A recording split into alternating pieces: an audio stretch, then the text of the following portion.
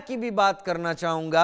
ये पूरा ring of fire का जो इलाका है बहुत एक्सपीरियंस कर रहा है। क्या पृथ्वी का मेटल बहुत ज्यादा वोलेटाइल हो रहा है? हमें करना क्या चाहिए?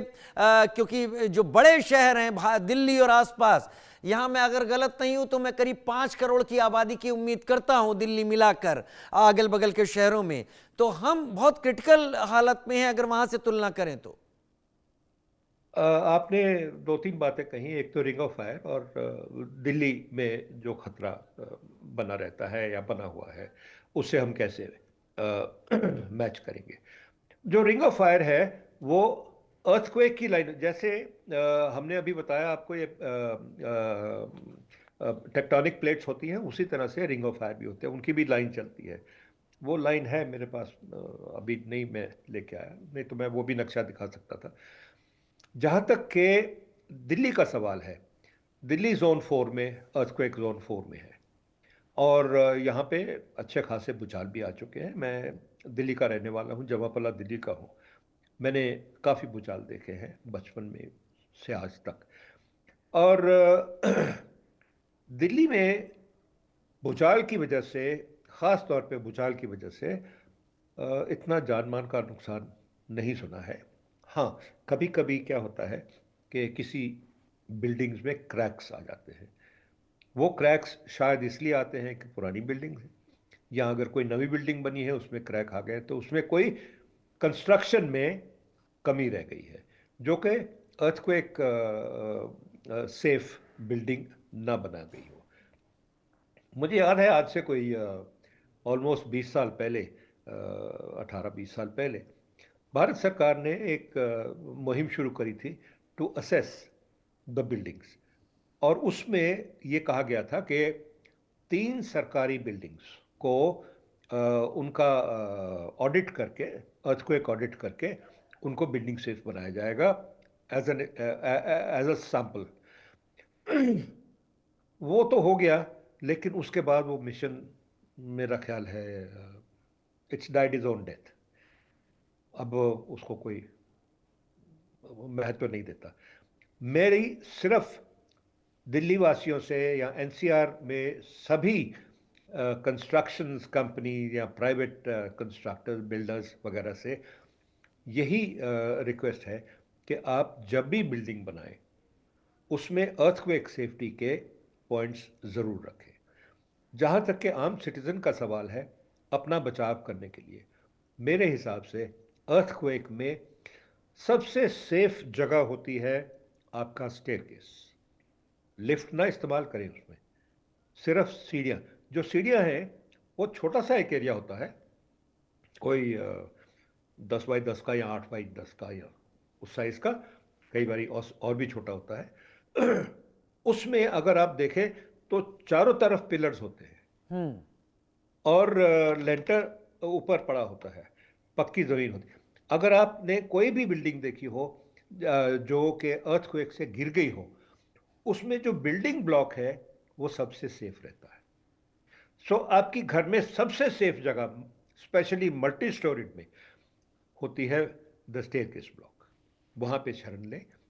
अगर वो पॉसिबल ना हो इमीडिएटली, तो आप दरवाजे के नीचे, किसी भी दरवाजे को खोल के उसके नीचे खड़े हो, ताकि एक तो आप दोनों कमरों की छत के बीच में होंगे। अगर वो छतें गिरेंगी तो बाहर को गिरेंगी, वो छत उसको सपोर्ट करेगी, लेकिन जो छत के ऊपर, जो दरवाजे के ऊपर जो लेटर है, वो आपकी सबसे बड़ी सेफ्टी होगी। ये कुछ एक पॉइंट्स हैं, और इस तरह से और बहुत सारे मित्र साहब, पॉइंट्स। वाकई है आप जिस तरह से डिस्क्राइब कर रहे हैं हमें सॉल्यूशन दिख रहे हैं इसमें। लेकिन मित्रों साहब, एक हाइपोथेटिकल क्वेश्चन आपके सामने रखता हूं, क्योंकि हम बात कर रहे हैं बड़े अर्थक्वेक। अभी पिछले 2 महीनों का ही अगर हिसाब देख लें तो अफगानिस्तान से लेकर जम्मू कश्मीर, पाकिस्तान या उत्तराखंड की बात करें, या आगे बढ़ते हैं तो भूटान की बात करें, नॉर्थ ईस्ट की बात करें, फिर थाईलैंड, म्यांमार की बात करें, यहाँ बहुत ज्यादा भूकंप आते रहे हैं। और चीन में भी अभी 3 दिन पहले 6, कल या परसों में 6 मैग्नीट्यूड का एक अर्थक्वेक आया है। मान लीजिए मेरे पास कोई प्लॉट है और कहीं भी मैं रहता हूं, 61% जो नया मैप बना है उसमें एरिया भारत का बहुत ज्यादा डेंजरस कहा गया है। मुझे क्या करना चाहिए कि मेरा घर अर्थक्वेक रेजिस्टेंट बने? क्या उसके लिए मुझे किसी एजेंसी को हायर करना पड़ेगा? हर कोई नहीं कर सकता, हर एक के पास इतना है नहीं, तो क्या करना चाहिए? ज्यादातर लोग छोटे कस्बों शहरों में खुद ही ऐसे बनवा लेते हैं मकान।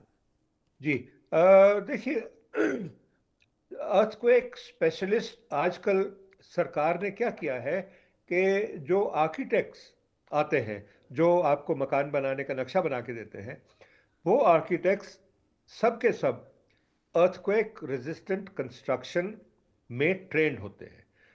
मैं यही रिक्वेस्ट करूंगा, जो कोई पक्का मकान बना रहा हो, पक्का मकान बना रहा हो, वो एक रजिस्टर्ड आर्किटेक्ट से अपना नक्शा बनवाए और उसकी सुपरविजन में कंस्ट्रक्शन करे।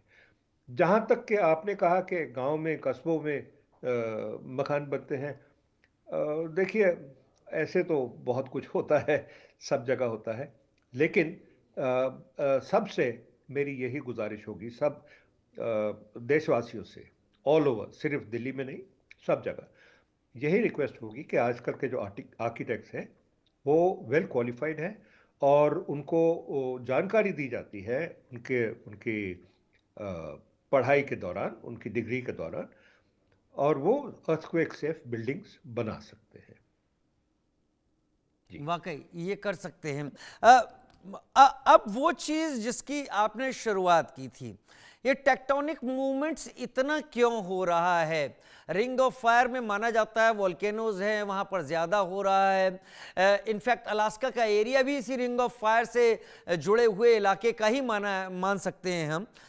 इधर भारत के पास हिमालयन एरिया में क्या इंडियन प्लेट्स में भी मूवमेंट बहुत ज्यादा है? होती है जी, होती है, बिल्कुल होती है। और ये एक नेचुरल फिनोमिना है। देखिए, जहां तक के धरती का सवाल है, ये एक बहुत फ्लेक्सिबल बॉडी है और जो आपस में इन टेक्टोनिक प्लेट्स से जुड़ी हुई है। जब, जैसे मैंने पहले कहा कि टेक्टोनिक प्लेट्स बड़ी बड़ी चट्टानें हैं जो कि एक धरती का आकार लेके आपस में टिकी। आप देखिए, पुरानी कोई बिल्डिंग देखिए आप, जो पत्थरों से बनती है, किले वगैरह जो होते हैं, जो पत्थरों से बनते, वो पत्थरों से बनाते हैं और उनको, पत्थरों को ऐसे बनाया जाता है कि वो एक सटीक सीधी दीवार या गोल दीवार या जो भी आकार देना हो उस तरह से। ये तो भगवान ने नेचुरल चीज बनाई है जो टेक्टोनिक प्लेट्स को जोड़ के ये धरती को शेप दी गई है। अब अगर एक पत्थर होता तो शायद वो टेक्टोनिक प्लेट्स ना होती, लेकिन क्योंकि यहाँ पे इसको गोलाकार बनाना था, ये तो नेचुरल फिनोमिना है। अब जैसे कि हम जानते हैं कि जो इंडिया जी। लोकेशन है, ये पहले बहुत नीचे साउथवर्ड थी, हम्म। ये अपनी इंडियन प्लेट। हम्म। ये आहिस्ता आहिस्ता ऊपर नॉर्थवर्ड्स मूव करते करते जमीन जो है वो इकट्ठी होती गई और हिमालय बनते गए हम्म। सदियों में। जो जी। हिमालय पर्वत है वो शायद आज से कुछ सैकड़ों साल, करोड़ों साल पहले एक प्लेन धरती होगी, लेकिन क्योंकि ये टेक्टोनिक प्लेट्स आस्ता आस्ता नॉर्थवर्ड्स मूव करती गई, तो धरती वहां पे क्रम्बल होती गई, इकट्ठी होती गई और ऊपर ऊपर उठती गई। उस तरह से हिमालय बना। जी, तो मैं एक चीज